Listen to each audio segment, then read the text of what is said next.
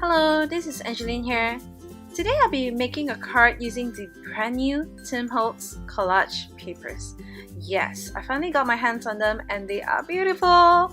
So first up, I already stamped and colored this cute wine bottle and glass from Unity. I already cut them at the top to expose them and the bottom kind of looking like a table.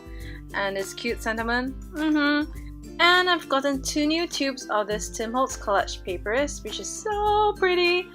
But today I'm using the black and white, which is called the Botanical, which is really fun to color in. So I'm using my Creative Devotion crayons here. I'm flipping it over to color it from behind so that the details from the front is not lost and I don't have to color in so perfectly. It kind of be messy and all, but it'll still look great. Just check it out.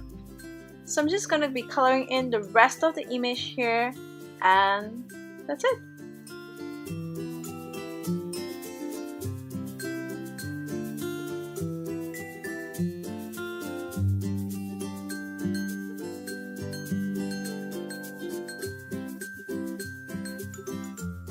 Next, I'm grabbing some Distress Collage Medium in matte to stick the collage paper onto my card, and I'm grabbing the Distress Collage brush to brush it all on.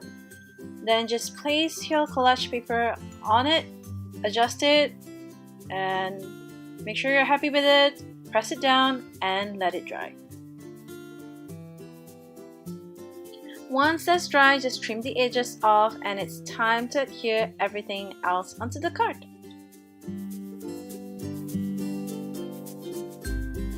So here is my finished card. I hope you enjoyed this technique and do try it out for yourself. Thanks for watching. Bye!